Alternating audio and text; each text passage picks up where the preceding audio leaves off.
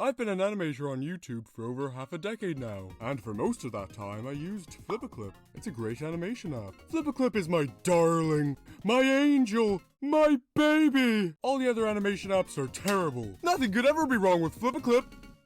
Until something was wrong with it. So what happened? Why did I leave what was once my favorite animation software? Well, that's what I'm gonna talk about today, as well as recommend a way better animation software, and give you a brief guide on how to use it. To get this out of the way, FlipaClip isn't a bad app. It's a fantastic beginner program. I used it to create most of my videos for a reason. FlipaClip got the job done, and I could always rely on it. Lately I've been finding it a bit laggy though. A big reason I left is because recently I was working on a new animation and I wanted to save my progress so far, as one does. It looked high quality within the app, but as soon as I exported it, the resolution just tanked. Maybe not noticeable enough to everyone, but noticeable enough to bother me. Even the GIF looked higher quality. Oh, what happened to my cinematic masterpiece? That's a joke. I'm not egotistical, I promise. But still, I have enough self-respect to decide. I don't want to animate for months, or you, just to save the animation only for it to look compressed. Maybe they would fix this problem in an update down the line, but I don't want to risk wasting my time. If the animation looks good within the app, but not when I save it, then yeah, that's disappointing to me. It may not seem like it because of my upload schedule, but making videos for you guys is one of the most fulfilling things in my life. I need to get a better life. Having the freedom to animate whatever I want is awesome to me, especially as someone who used to make dozens of comics. That night I couldn't sleep. The thought, how will I make a video now? Lingered in my mind. The iPad storage was decent, but like my channel, the device was half a decade old. So the next day I bought a new iPad. But the problem remained. I haven't seen this issue affect anyone else, but it affected me, okay? Maybe there's a tech wizard out there who knows how to fix every issue. But I'm Irish, I'm not smart enough for that. I contacted the FlipaClip support team, but nothing helped.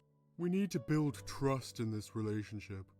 It got so bad that I couldn't even enjoy my graduation from school, because, well, one, it was very noisy and I wasn't in the mood, and two, how will I make animations? Oh no! I was stuck in a rough spot. A few years ago, my friends told me to switch to an app called RoughAnimator. It's way better than FlipaClip. Guys, we've talked about this. I'm not in the mood to get rough right now. I didn't listen to them at the time, but their words always stuck with me. Probably because they kept telling me to get it over and over. After watching their videos, I was tempted to get rough. And according to Google, it's a non-destructive animation software, which is good to know. I thought it was gonna bite me. But unless it's money, I'm not the biggest fan of change, so I kinda just stayed comfortable with FlipaClip. But recently, with no other options, I knew it was my destiny to get rough. What animation app do you use? Let me know down below. I'm very happy now. I think the software is way better.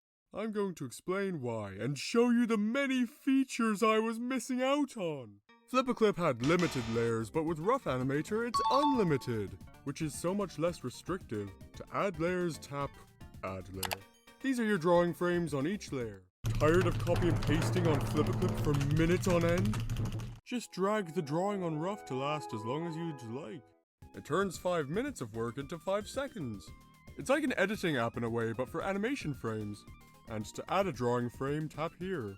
Exhausted after copy and pasting a looping animation and mapping out all the frames correctly each time? In RoughAnimator, you line up all the frames once, tap Add Drawing, tap Make Cycle, set it to repeat for however many drawings you have. Now you can simply drag out the looping animation and there you go. There's also the camera tool where you can zoom in and out and give yourself way more freedom with your canvas. To add a zoom in, you tap the camera icon on the top right corner of the screen. And in the tool options, click Add Key wherever you want the zoom to start.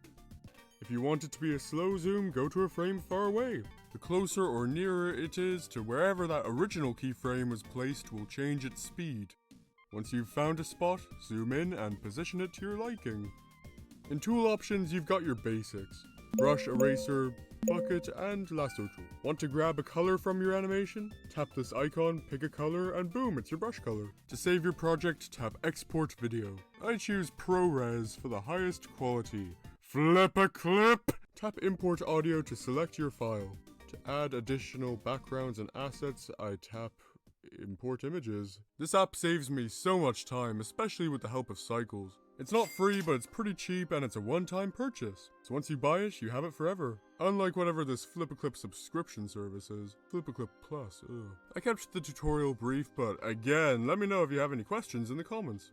If you're just starting out or feeling stuck, I've been there. You'll figure it out. I wish the best of luck to every animator out there, including you.